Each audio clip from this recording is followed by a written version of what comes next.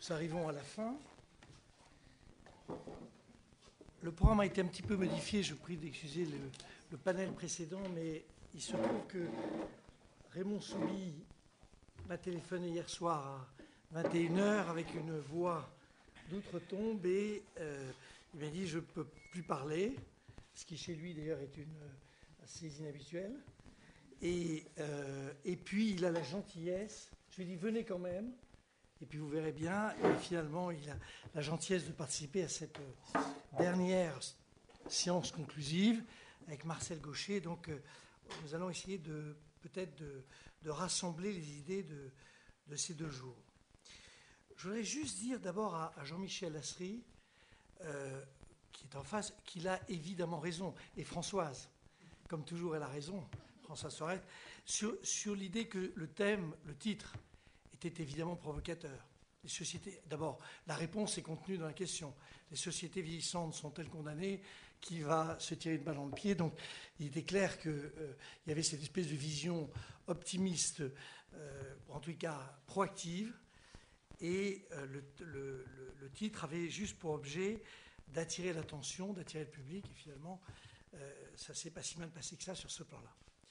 Ça, c'est ma première remarque. La deuxième, c'est que en écoutant les uns et les autres, tout au long de ces sessions qui ont porté, au fond, non pas tellement sur la société vieillissante, mais sur la société occidentale, la France, plus précisément, si l'on essaye d'y réfléchir de près, dans les années qui viennent, non pas aujourd'hui, mais dans les années qui viennent, nous avons essayé de traiter, au fond, de la manière dont les équilibres allaient être modifiés, et allons-nous ou allions-nous trouver un nouvel équilibre, avec des thèmes qui étaient des thèmes tous problématiques. L'immigration, est-ce que c'est un facteur favorable ou défavorable? Je sais si c'est un sujet qui est un sujet délicat. Est-ce que, au fond, nous allons trouver les ressources dans le vieillissement d'une croissance nouvelle? C'est un peu le discours optimiste. Il y a eu un débat hier soir entre Philippe Aghion, il y avait des économistes de part et d'autre, et il y a cette idée que si on met beaucoup d'argent dans l'éducation, dans la santé, tout ça va augmenter la productivité, et finalement, l'équipe se fera à un niveau supérieur, même si le coût du vieillissement est non négligeable, sachant que d'autres pensaient que c'était beaucoup plus compliqué, notamment Alain Villemeur, indiquant, pour que vous ayez juste ce chiffre-là en tête, que si les gains de productivité, on peut imaginer qu'ils seront dans les 5 à 10 ans qui viennent ou 15 ans qui viennent de l'ordre d'1,5, un point serait mangé par l'augmentation des coûts liés à la retraite, à la santé, à la dépendance, enfin tout ce que les différents gouvernements ou dirigeants, je me tourne vers vous, cher Raymond, peuvent imaginer pour alourdir la note des 43% de prélèvement obligatoire. Donc là aussi, pas de réponse. La longévité, moi, ce qui m'aura frappé, c'est qu'on ne sait pas grand-chose, en réalité. Même si on nous dit, dans le discours habituel, journalistique, on nous dit vous gagnez chaque année qui passe 3 mois de plus de vie. C'est peut-être vrai, en tout cas c'est peut-être vérifié aujourd'hui, ça ne l'est sûrement pas pour les années qui viennent, et personne n'a la moindre idée. Je regarde Françoise qui pour une fois est d'accord avec ce que je raconte, je m'aventure sur son terrain à elle, mais sur l'inconnu.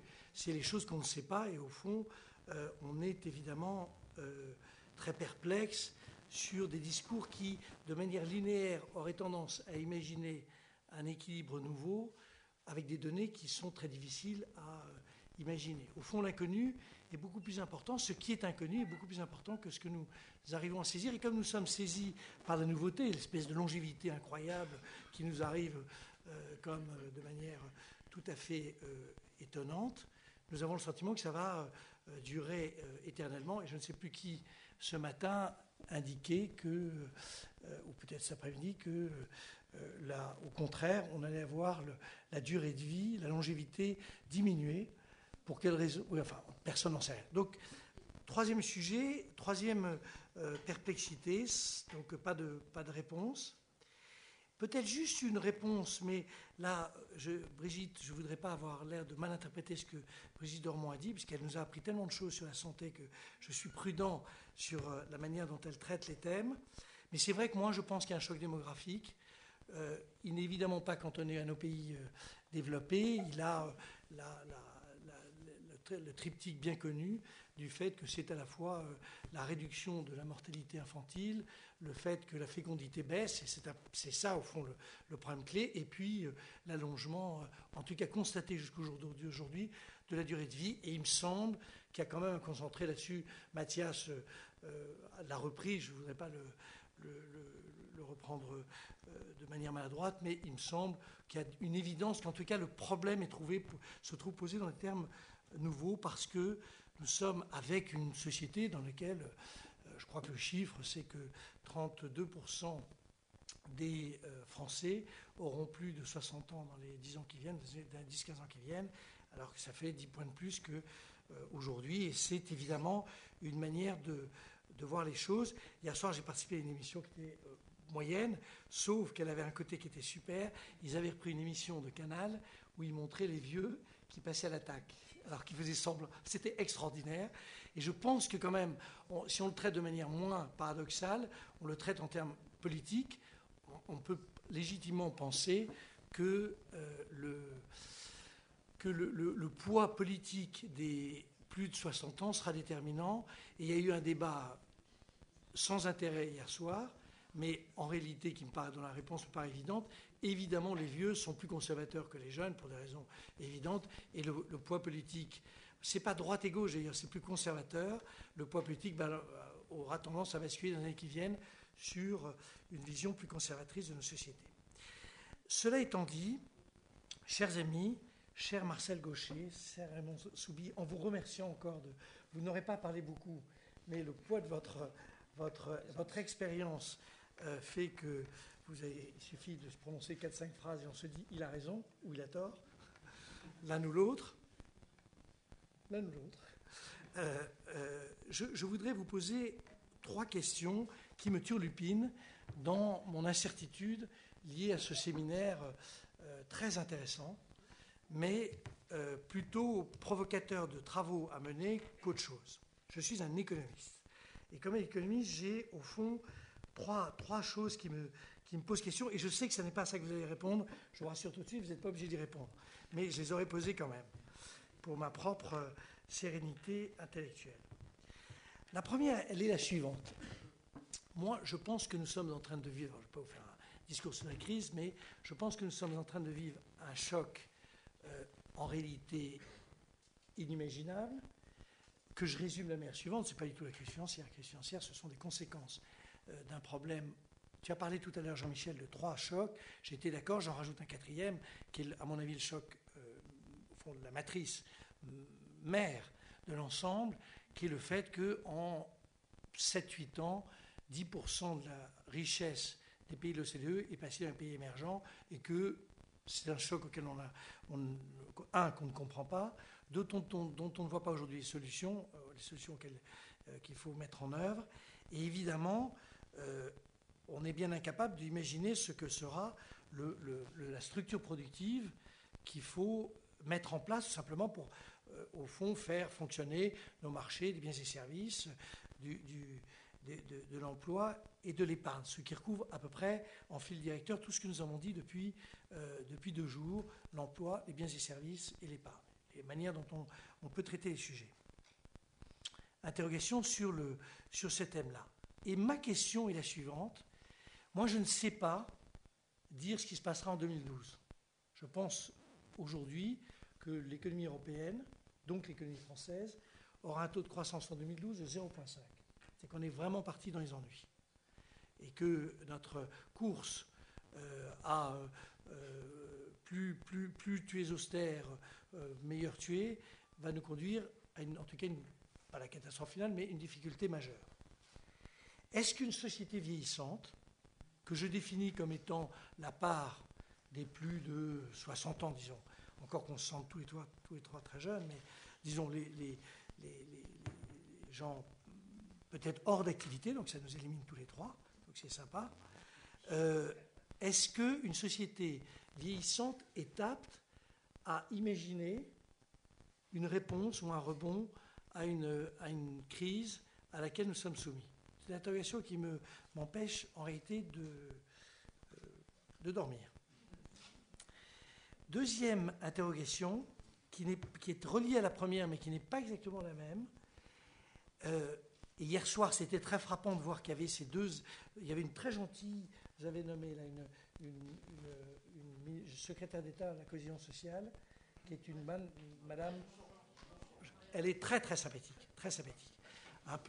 Elle est jeune, donc elle sort un peu son baratin, mais elle est sympathique. Et elle, son job, c'est la dépendance. Est-ce que tout ce que nous sommes en train de faire n'est pas, et notamment l'affaire de la dépendance, que vous avez boosté, parce que on peut trouver une solution. Alors je vais vous dire, je suis un peu politicien en affaires, parce qu'on peut trouver une solution dans l'année qui vient, enfin en sortir quelque chose. Or si je dis le régime de croissance des années 2020, ça c'est autre chose.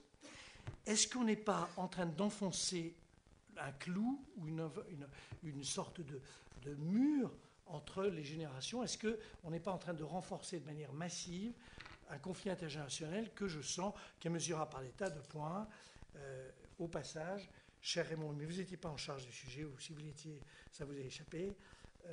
J'étais très favorable à ce que Pierre Cahuc avait proposé, j'espère que ça reviendra, sur le contrat unique, parce que je pense que coller tous les jeunes en CDD, en stage, en CDD, puis des CDD, puis des re-CDD, puis ceci, c'est pas une bonne manière d'accueillir les gens. Deuxième, et je pense qu'on veut faire la même chose, mais pas avec les CDD. Je pense que les CDD, c'est un énorme problème de la société française. Troisième sujet, et après, je vous laisse la parole, mais c'est les questions qu'un économiste se pose. Est-ce que nous avons des politiques économiques, là je reviens sur la France, qui sont jouables? Est-ce que nous avons des leviers d'action ou des marges de manœuvre suffisantes sur les trois thèmes que je viens d'évoquer? Le thème de l'immigration. Hier, le thème a été évoqué de manière très talentueuse en disant on peut passer en gros des 100 000, je parle évidemment de l'immigration connue, de 100 000, encore que l'autre est connu aussi, mais légale, 100 000 à 200 000. Alors il y a eu plein de tests, est-ce que c'est positif, négatif. Je veux dire, est-ce qu'on peut jouer là-dessus? Je ne dis pas qu'il faut faire une chose ou une autre, on en aurait pour la soirée, mais est-ce qu'on peut faire? Deuxième sujet, est-ce qu'on peut revenir sur le marché du travail dédié à la jeunesse et avoir des mesures sur le marché du travail qui soient plus favorables?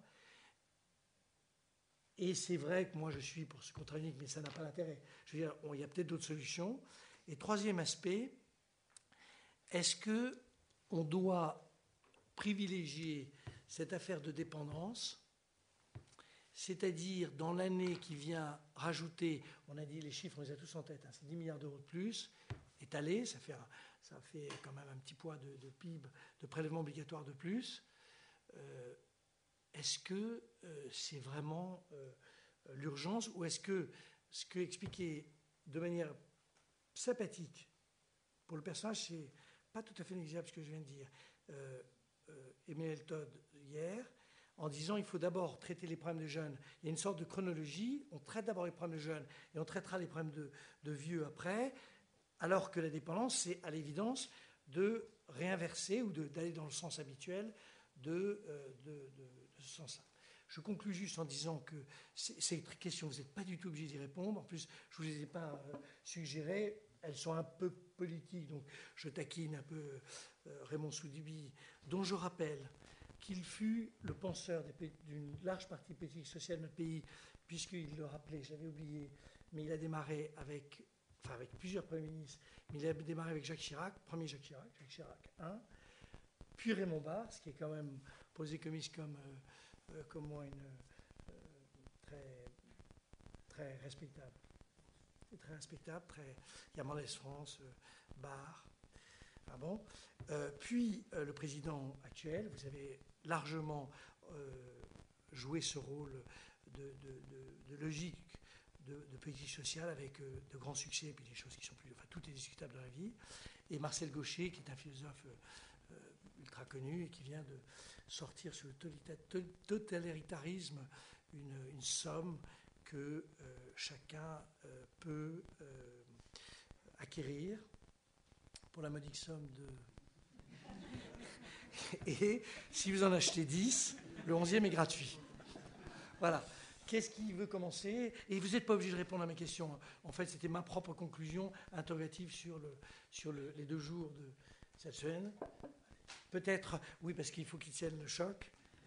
Le choc, c'est ma voix. Non, ça tient, ça marche mieux. Ça marche mieux grâce à vous. Vous avez posé beaucoup de questions. Oui. Pas répondre à toutes les questions. Non. Bon, il y a un premier point qui est d'ailleurs pas une question, mais une affirmation de votre part, à savoir que le choc important des 7-8 dernières années, c'est le basculement vers les pays émergents.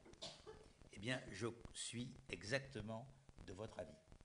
Je crois que ce qui s'est passé à l'occasion de ce qu'on a appelé la crise mondiale et un peu avant, c'est beaucoup moins la crise mondiale et tout ce qu'elle signifie par elle-même que le basculement du monde. Et qu'on n'a pas les réponses aujourd'hui face à ce basculement du monde. Et la question est de savoir si nos sociétés occidentales l'acceptent ou ne l'acceptent pas. D'ailleurs, sont-elles en position de ne pas l'accepter? Non. Et dès lors qu'elles le constatent, qu'est-ce qu'elles font? Est-ce qu'elles se replient dans des réflexes protectionnistes qui, à mon humble avis, vont être très forts au cours des prochaines années, même si la règle commune en Europe d'apparent bon sens est de dire non à ça? Est-ce qu'on ne va pas arriver à des conséquences sociales de cette situation de basculement telle qu'on va avoir une résurgence formidable des politiques protectionnistes, avec des conséquences très importantes sur les taux de croissance, sur l'affaiblissement des moyens qui seront disponibles pour les politiques sociales. Et si ce n'est pas ça, c'est se mettre en position d'être aussi bon que les pays émergents. Or, se mettre en position d'être aussi bon qu'eux entraîne toute une série de conséquences en termes de politique industrielle. Lorsque vous rencontrez, par exemple, des industriels de l'automobile, ils vous disent 80% de l'accroissement du marché mondial au cours des 20 prochaines années, c'est la Chine, la seule Chine. Par conséquent, la seule survie des groupes automobiles, c'est d'être en Chine, de s'installer en Chine, de produire en Chine. Mais tout ceci, quoi qu'il raconte officiellement, a des conséquences considérables sur les pays européens et plus généralement sur les pays occidentaux. Comme ça a aussi des conséquences énormes sur les structures sociales et les modèles sociaux. Et je crois que les réponses de nos sociétés occidentales vont osciller ou mêler peut-être le désir de faire aussi bien qu'eux, donc de se combattre dans un système de libre-échange, mais avec des conséquences énormes, et puis de refuser ces conséquences et d'avoir des réflexes protectionnistes qu'on avait quand même abandonnés à ce degré depuis beaucoup d'années. Et dans les 2 cas, ça change beaucoup de choses. Pour répondre à votre...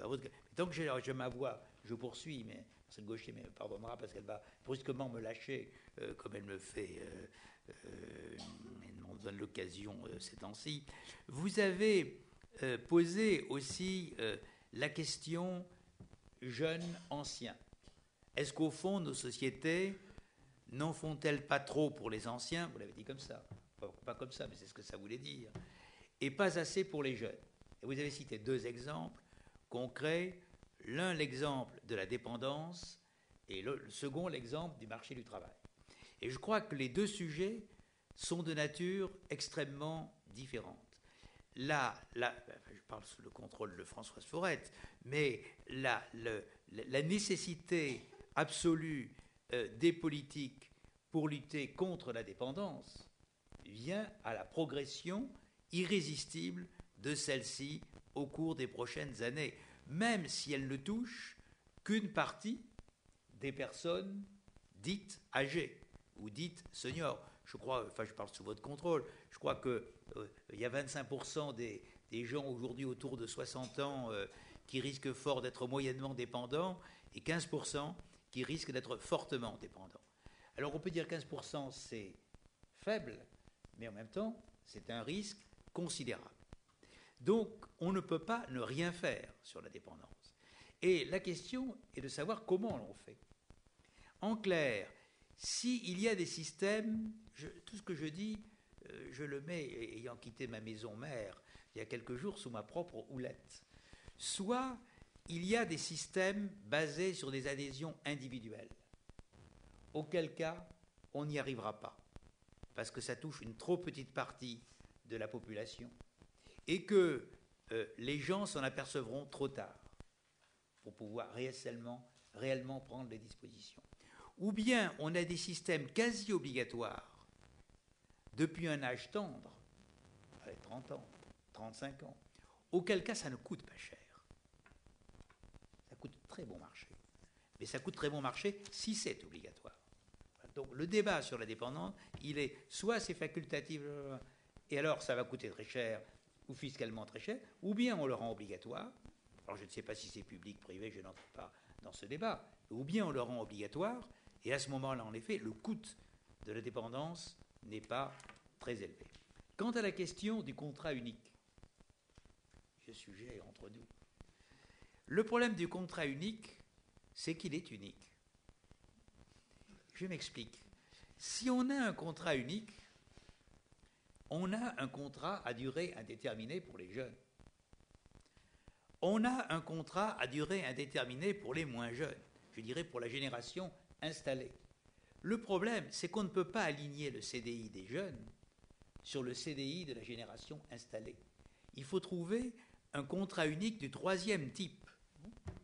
Et donc le problème n'est pas un problème économique, n'est pas un problème juridique, c'est celui de l'acceptation par la génération installée d'accepter de faire des sacrifices ou des renoncements au profit de la génération qui va s'installer.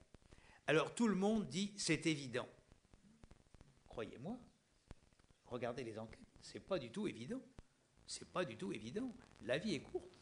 On n'a qu'une vie. On tient aux droits que l'on a. Bon, et on n'a pas envie d'y renoncer comme ça. Donc le problème du contrat unique, c'est pas le problème du contrat unique, c'est le problème de la capacité qu'a la génération installée de renoncer à un certain nombre de droits. Et, je dirais, des politiques de convaincre la génération installée de renoncer à un certain nombre de droits. On ne peut pas faire du CDI actuel le contrat unique. Donc ça veut dire quand même une modification profonde du marché du travail qui, là, dans l'instant, serait vécue par les organisations syndicales, appelons les choses par le nom, comme une effroyable régression. Hein, c'est ça la question. Et enfin, et je termine là-dessus. Vous avez dit à un moment, est-ce que le fait qu'on ait plus de personnes âgées dans la population, ça rend le pays plus conservateur ou moins conservateur? Vous opiniez pour dire plus conservateur. J'opine comme vous, mais j'ai un doute sur ce vers quoi j'opine. J'ai un doute, parce que quand on regarde, au fond, ce que pensent les seniors, encore qu'il y ait différentes catégories de seniors, au-delà de 60 ans, on devrait les segmenter, on s'aperçoit qu'en un sens, ils sont très conservateurs, mais que dans un autre sens, ils comprennent parfois mieux les sujets. Je ne sais pas si parce qu'ils ont beaucoup vécu, qu'ils ont beaucoup d'expérience. Donc c'est un mélange des deux. C'est un mélange. Si j'inventais un néologisme, je dirais c'est un conservatisme éclairé. Faut-il préférer un conservatisme éclairé ou un dynamisme un peu aveugle? Je vous laisse le soin, vous qui avez gardé votre voix, de répondre à cette question. Mais je ne crois pas qu'il faut condamner une génération de seniors par le simple fait qu'elle serait conservatrice et qu'elle étoufferait totalement toute mobilité et tout changement dans la société. Voilà. Mais merci beaucoup. J'imagine qu'on va repartir. Juste un mot. J'ai une solution pour le contrat le contrat unique. En réalité, la personne qui a un CDI, parce que on est entre deux mots. On ne peut pas admettre que 70%, 80% des jeunes, y compris des diplômés tout à fait qualifiés, se retrouvent dans un climat d'incertitude qui notamment leur interdit, un exemple très simple, de pouvoir par exemple avoir un prêt à la consommation, ce qui est un truc insensé pour notre société. Donc, moi, ça ne me gêne pas. On ne me demande pas mon avis, mais je le donne quand même. Ça ne me gêne pas qu'on dise que toute personne qui, aujourd'hui, a un CDI, qui est donc protégée par N mois, en réalité, de remboursement, enfin, on lui paye tant de mois si la personne est licenciée, c'est-à-dire les conditions de son licenciement, et au fond, qu'on le lui maintienne ces droits-là, en imaginant, quitte d'ailleurs un peu à hausser le dispositif s'il le faut, et qu'on admette que le jeune qui arrive se trouve en réalité avec un CDI qui est en fait un CDI sans droit au départ. Enfin, c'est l'idée que c'est tout à fait progressif. Donc c'est vraiment un calibrage assez soigneux, sachant que dans ce cadre-là, je suis évidemment dans une logique où j'admets qu'à partir du moment où il y a la mise en œuvre d'un contrat unique, en gros un CDI à droit progressif, mais un CDI, j'admets que je suis dans la flexisécurité danoise. Au passage, je ne sais plus qui ce matin, on adore les comparaisons avec des pays qu'on ne connaît pas. Donc, le Danemark était devenu notre le cœur où battait toute la réflexion mondiale. Ça ne me gêne pas du tout qu'on ait dans la négociation le fait d'une certaine simplification, une modification du Code du travail sur ces sujets-là. C'est vraiment une négociation complète. Et au fond, j'essaie d'éviter la bagarre entre les jeunes et les vieux, et je la mets plutôt dans un nouvel équilibre entre entreprise et nouvel entrant. Simple remarque.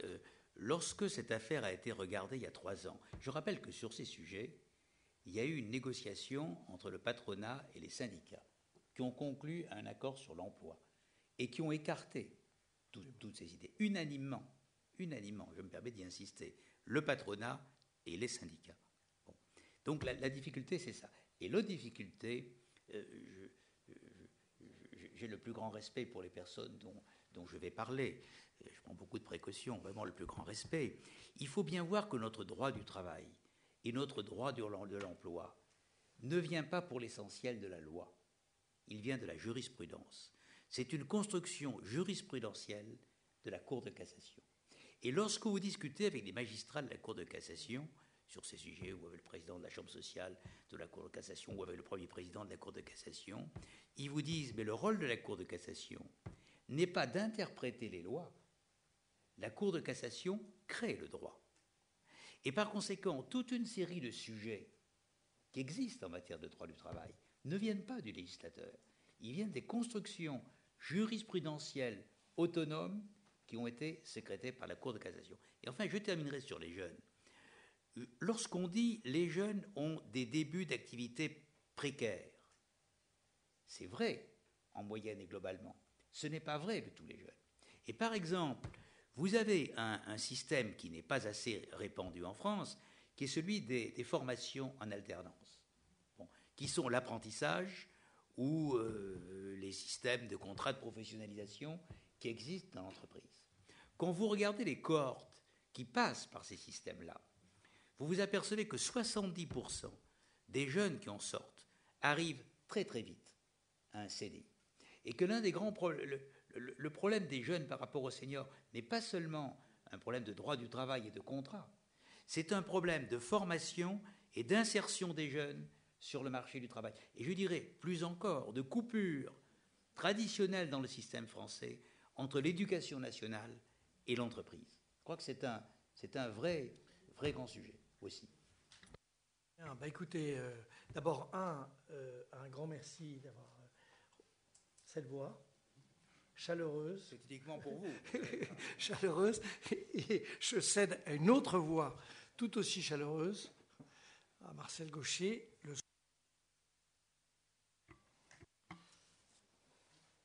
Je ne répondrai pas directement aux questions de Jean Hervé pour une excellente raison, c'est que je n'en ai pas la compétence et je ne prétends pas du tout l'avoir. Mais j'y répondrai quand même indirectement sur un point. C'est que je crois que nous sommes en effet devant une situation qui est un appel à l'imagination. L'imagination ou la mort même. Ça, c'est un slogan 68 ans. Non, je ne crois pas qu'il ait été à l'époque un usage. C'était plutôt autre chose. Mais il a à voir. Alors, je voudrais vous, dans ce sens, dans ce défi et cet appel à l'imagination, faire 3 remarques rapides, de façon à essayer de prendre ce problème du vieillissement, acceptant la notion, dans ce qu'elle a de dramatique, justement, c'est un stimulant, sur la manière de prendre ce problème et peut-être de le regarder avec davantage de distance que les sollicitations immédiates à des solutions techniques, qu'il requiert par ailleurs, évidemment.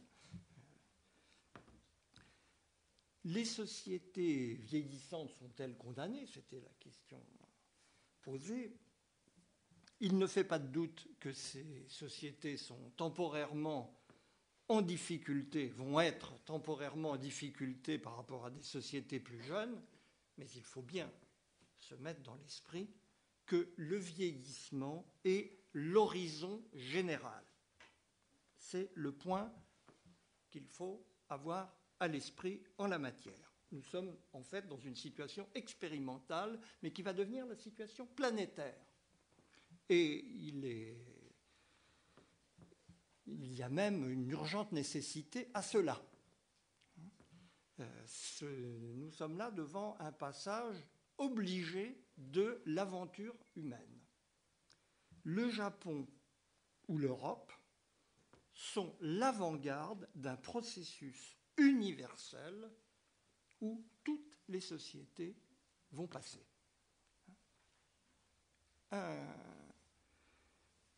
Et nous pourrions même espérer que ce vieillissement s'accélère, parce que ce qu'il engage, c'est la masse démographique humaine sur la planète. Par où cette question du vieillissement rejoint, en fait, au-delà de la mécanique quasi naturelle, sur laquelle nous ne savons pas grand-chose dans le fond de la transition démographique, au-delà de cette mécanique, la question du vieillissement engage est une partie de l'interpellation écologique. Nous touchons à une limite.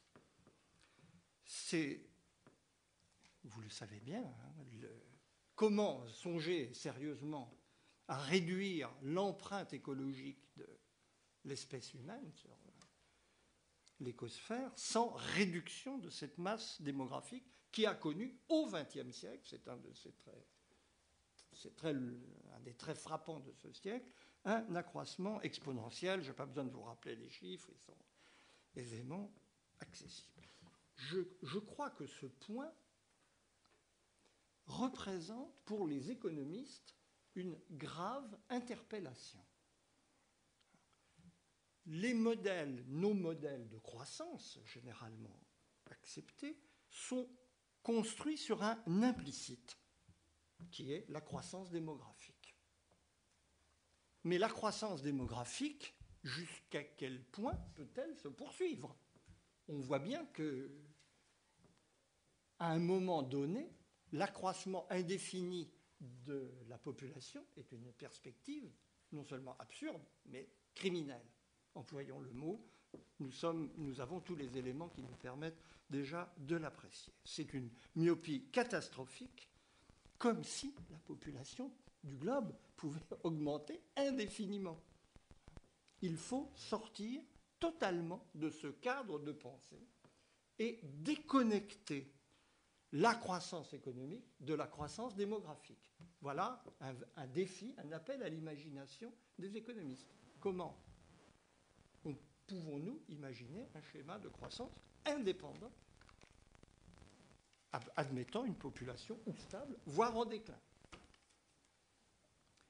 Deuxième observation, cela a été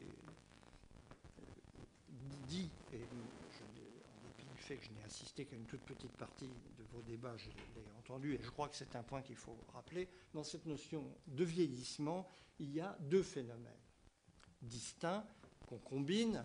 D'une part, la longévité, l'allongement de la durée de la vie. D'autre part, ce qui est totalement indépendant, la proportion de personnes âgées dans la population globale. On pourrait avoir les 2 phénomènes totalement découplés. Le vieillissement, quand on évoque la notion, c'est évidemment le grand âge. La dépendance, objet d'une véritable phobie sociale. Les coûts médicaux, mais c'est aussi autre chose. Car l'allongement de la durée de la vie, c'est un thème passionnant sur lequel j'ai eu un peu l'occasion de me pencher, c'est un remaniement général des âges de la vie. M. Lasserie faisait allusion tout à l'heure, en parlant même de rajeunissement de la population, ce qui n'est pas faux. Car en effet, le vieillissement transforme la jeunesse. Ça, c'est un fait d'observation. L'allongement de la durée, toujours est-il que l'allongement de la durée de la vie, couplé avec les systèmes de retraite, l'amélioration de l'état de santé des populations, a eu pour effet d'engendrer un groupe social qu'on ne connaissait pas et qui représente sociologiquement l'une des plus grandes nouveautés de nos sociétés depuis une quarantaine d'années. Le groupe qu'on pourrait appeler, faute d'une meilleure notion, le groupe des jeunes retraités, 55-75 ans. Ce groupe mérite une attention tout à fait particulière, car à beaucoup d'égards, c'est en son sein qu'il faut chercher la figure de l'individu telle que nos sociétés individualistes aspirent à la réaliser. L'individu par excellence, il est dans ce groupe des jeunes retraités. C'est d'ailleurs, soit dit au passage, l'enjeu caché des débats sur les retraites. Parce que l'aspiration à rejoindre au plus vite ce groupe est une dimension non nulle. Je ne sais si vous avez remarqué, c'est une anecdote, mais je l'ai trouvée très parlante, une statistique que les journaux ont publiée des tribunaux de prud'homme dont l'objet principal des litiges dans l'année passée était des litiges relatifs à la demande d'être salarié, d'être inscrit dans des plans sociaux de départ, de diminution des effectifs. Ceux qui se plaignaient n'étaient pas ceux qui étaient licenciés, c'est ceux qui ne l'étaient pas, qui réclamaient leur inscription dans la charrette.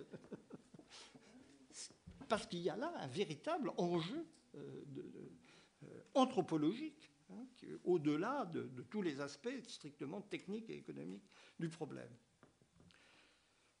Des individus libres de contraintes professionnelles et familiales, ce qui n'est pas rien, avec, en possession de leurs moyens physiques, médicalisés ou pas, peu importe, des gens avec un revenu garanti, détenteurs souvent de patrimoine, avec un niveau d'éducation qui s'est considérablement élevé dans les générations d'après 1945, vous avez là, à l'arrivée, des acteurs indépendants,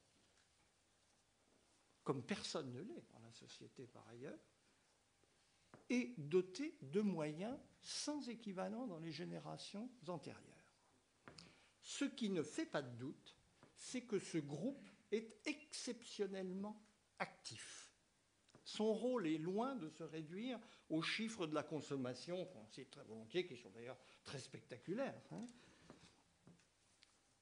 On est émerveillé d'apprendre que 50% des produits de beauté vont aux seniors. Bon, c'est un chiffre qu'on ne penserait pas a priori, mais qui fait rêver. Je ne parle pas même du tourisme de masse, etc. À côté de tout cela, c'est aussi un groupe clé dans la vie politique, associative et culturelle du pays.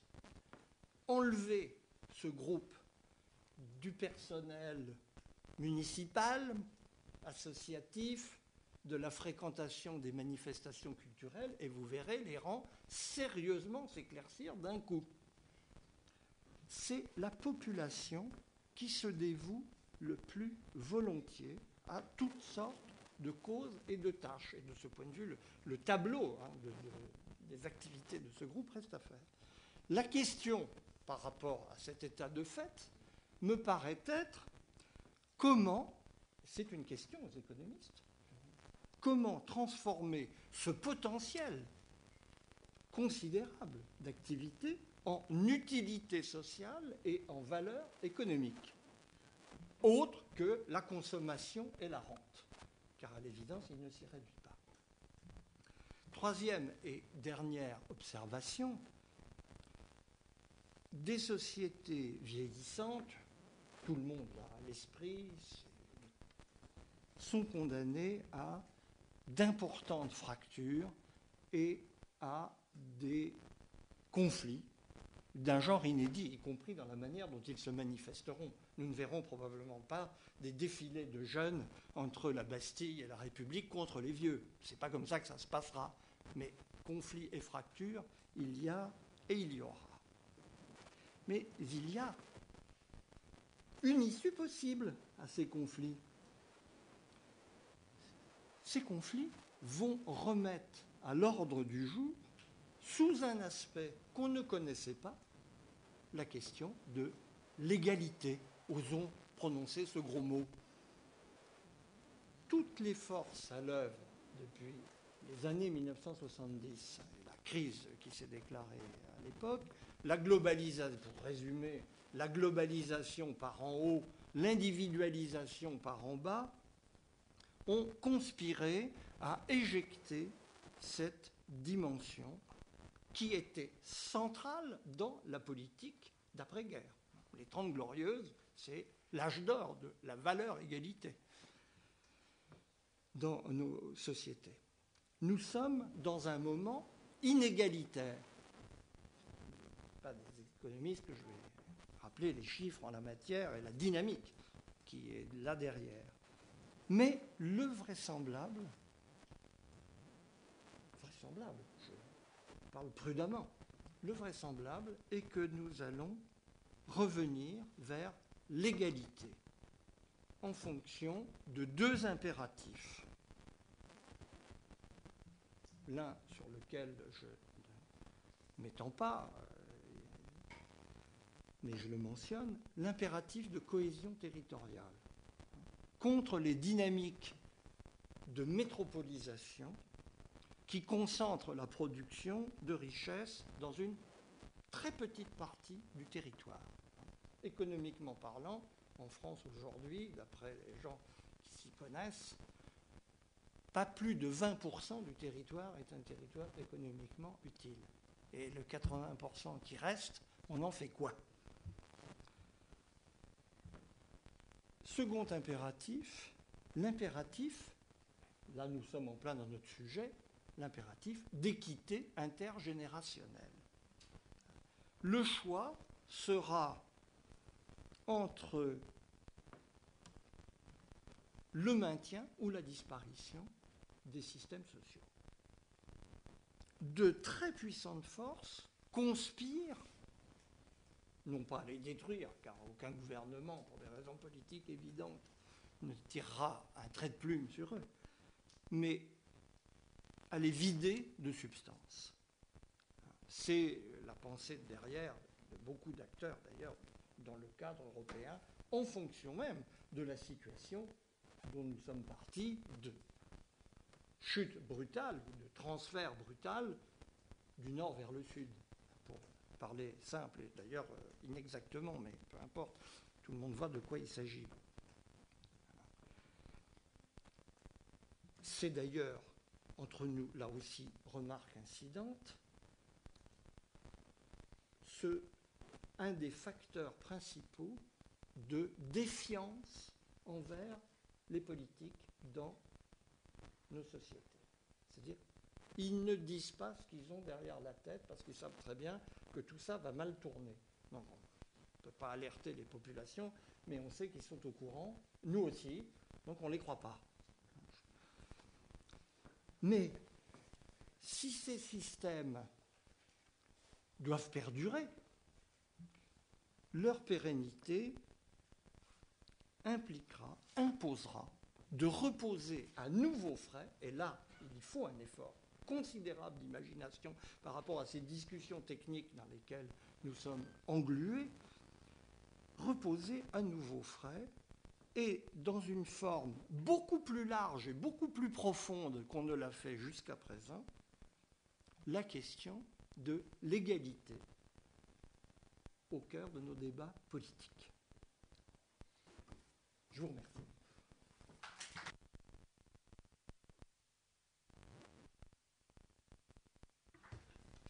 Oui, une ou deux petites remarques. Quand on regarde, il y a des enquêtes sur 20 ans qui, pour la première que je veux citer, concernent les deux concepts ou valeurs de liberté et d'égalité. Et lorsqu'on les regarde sur 20 ans, on voit que l'aspiration à la liberté diminue et que l'aspiration à l'égalité augmente. Et ce n'est pas un phénomène récent, c'est un phénomène de très longue durée.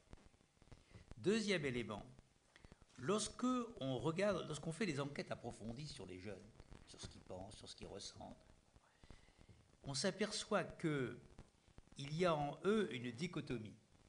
C'est-à-dire que d'un côté, je parle des jeunes français, c'est que d'un côté, ils ont extraordinairement confiance en eux. On dit les jeunes français n'ont pas confiance. Non, non.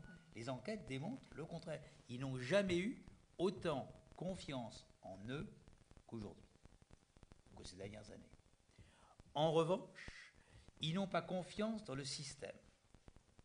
Ce qui veut dire qu'ils ne comptent pas sur le système pour les aider.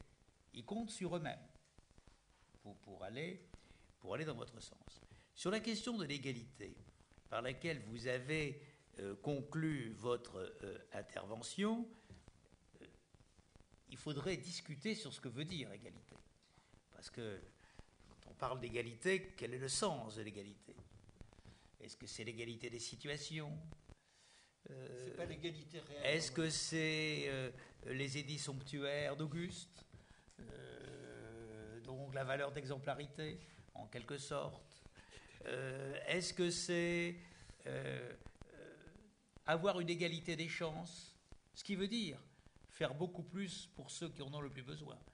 Par exemple, dans le domaine éducatif, je prends que l'exemple du domaine éducatif. Donc je suis assez d'accord avec vous sur la nécessité de l'égalité, mais je crois qu'il faut... Enfin, c'est pas vous que je dirais ça. Voilà. Aller plus loin sur ce qu'on met derrière. Non, effectivement, j'ai voulu, en fait, à un niveau très général, indiquer la prégnance du thème dans le débat public. Mais là aussi, elle est à réimaginer. Parce qu'en effet, le vieux discours sur l'égalité, qui se maintient parce que faute d'autre chose, est complètement obsolète, au regard en particulier des aspirations des gens dans notre société. Et effectivement, ils sont sur ce thème dans une attitude totalement ambivalente. Ils ne veulent pas de la vieille égalité, mais ils sont pour une égalité compatible avec leur liberté. C'est ça le thème sur lequel il faut faire effort d'imagination, justement, y compris dans les mécanismes. Juste pour conclure une petite question simple, mais vraiment qui suppose juste une réponse par oui ou par non.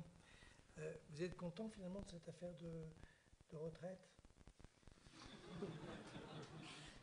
Je vais vous répondre. S'il faut répondre par oui ou par non, je vais forcément vous répondre oui. Mais avec quand même 3 mots de commentaire. Cette affaire de retraite n'avait et n'a d'autre objet que de sauver le système à court terme, à 10 ans, ce qui en termes d'économie est le court terme. Il reste à inventer d'autres systèmes avec 2 inconvénients majeurs.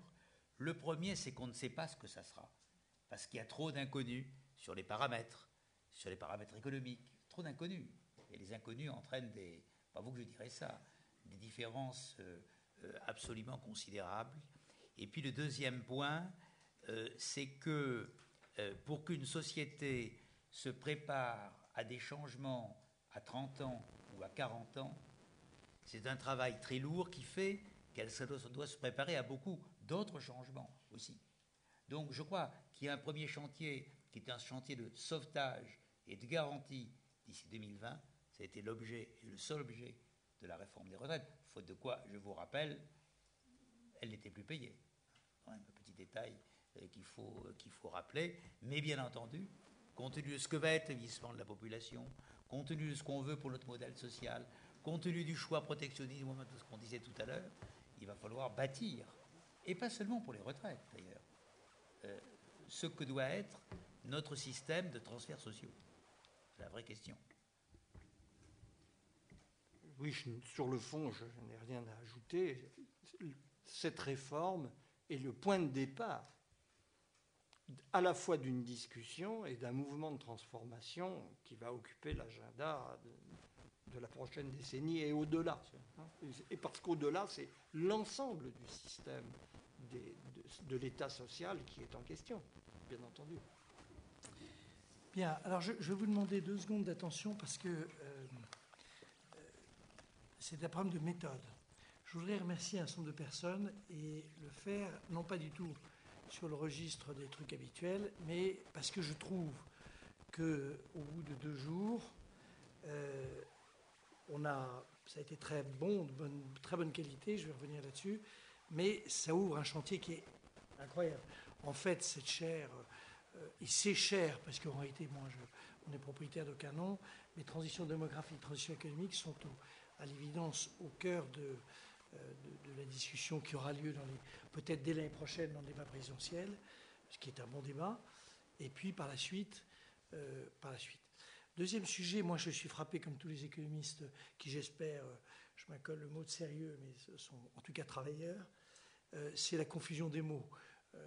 Vous vivez, nous vivons, nous sommes en train de vivre une période qui est incroyable pour les économistes, qui est que heure par heure, on vous dit il y a contagion, on emploie des mots, d'ailleurs beaucoup de médecine, il y a contagion, il y a ceci. Tout ceci ne veut rien dire et le monde est suspendu à quelques phrases. Monsieur Roubini, qui par ailleurs a sûrement d'autres qualités, mais dit brutalement la France est sur la liste. Alors brutalement on a l'impression de la liste. Enfin, tout ça vous engage, nous engage à être extraordinairement rigoureux dans nos approches, dans notre travail méthodique, talentueux et... Enfin, talentueux, ça c'est autre chose, mais non, j'ai été emporté par les... Tout ceci pour dire que je voulais remercier, et je vous demande juste de considérer que ce n'est pas des remerciements, vous savez, traditionnels.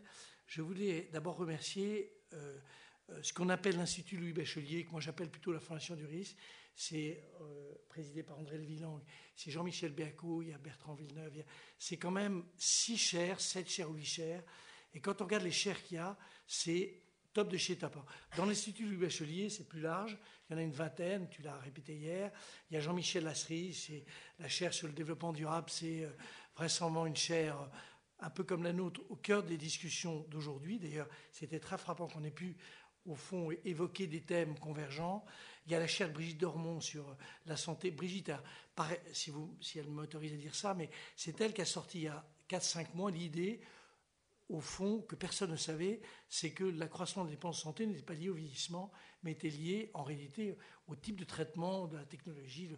Et tout ce genre de choses nous amène à nous dire, il y a beaucoup de choses que nous ne savons pas. Ça n'est pas grave de ne pas savoir, mais c'est important de savoir qu'on ne sait pas. Et des discours qui sont fondés sur des méconnaissances des sujets sont des discours qui sont très dangereux. Et je ne vais pas reprendre l'exemple de la crise financière qu'on est en train de vivre, mais je suis évidemment horrifié par ce que j'entends parfois, y compris par des gens qui sont présentés comme des économistes. Ça, c'est le premier remerciement pour le premier bloc. Franchement, Jean-Michel, toute ton équipe, Bertrand, merci. Le deuxième bloc, c'est pour et puis évidemment, j'espère n'oublier, il y a Nicole El Karaoui, enfin il y a toutes les chaires. Tout ça est vraiment très, très talentueux.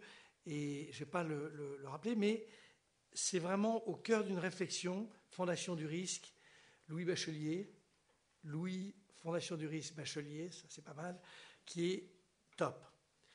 L'équipe de la transition démographique. Alors, le programme, moi j'ai été un peu sceptique. Tout à l'heure j'étais un peu ennuyé parce que je ne savais pas si vous alliez venir ou non.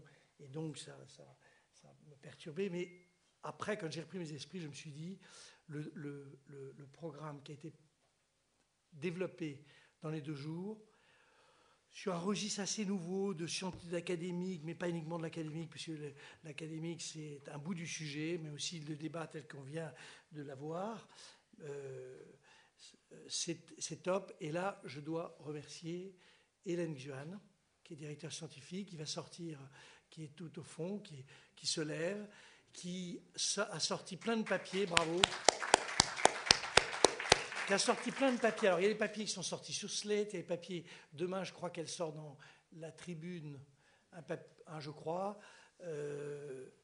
aucun papier dans l'équipe, ce que je déplore, mais c'est top, de chez top, le programme il était bien. Souvenez-vous, l'organisation même, l'immigration, les problèmes de santé, les problèmes de longévité, les problèmes d'équilibre macroéconomique, les problèmes d'épargne.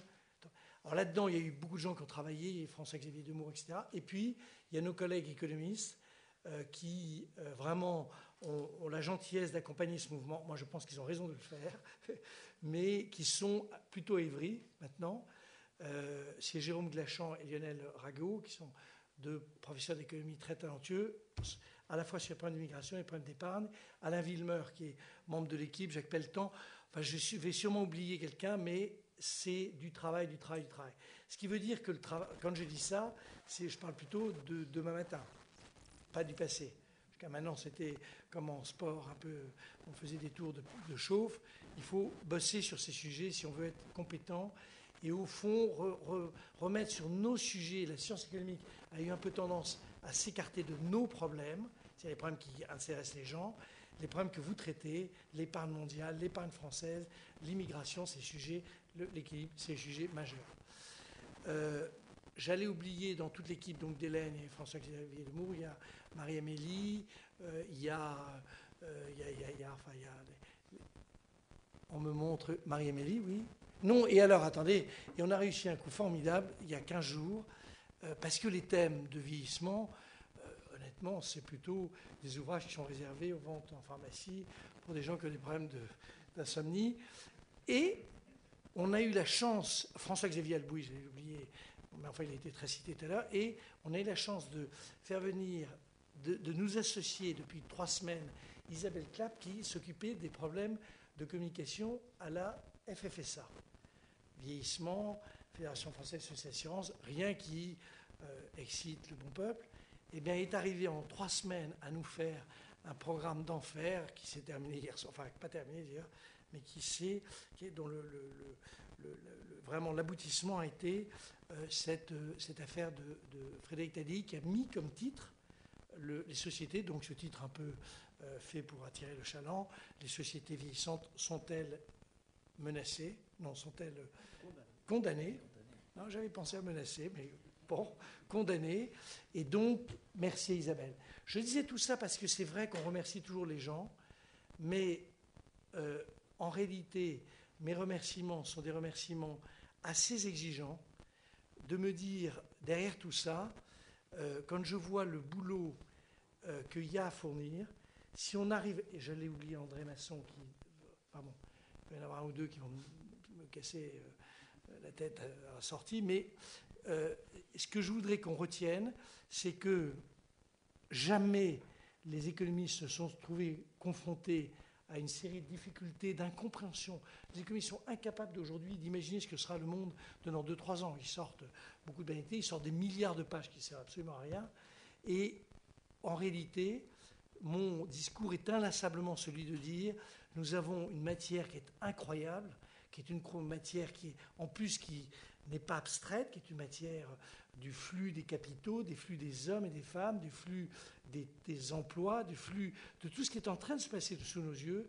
Et nous, modestes petites chaires, transition démographique, transition économique, si on peut arriver à fournir 1 ou 2 pièces qui viennent compléter les travaux exceptionnels, et c'était vraiment fait pour la diplomatie, d'Anne-Marie Guimard et de François Sorette, désormais économiste, moins bonne en médecine, mais très bonne en économie, on aurait l'impression de ne pas avoir perdu notre temps.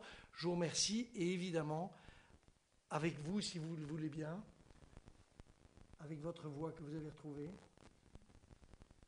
votre voix au sens évidemment symbolique, que vous n'avez d'ailleurs jamais perdu. C'est ce que j'ai voulu dire en faisant votre rôle comme conseiller social. J'espère qu'on pourra se retrouver l'année prochaine et je vous remercie infiniment de votre attention et de votre amitié. Merci.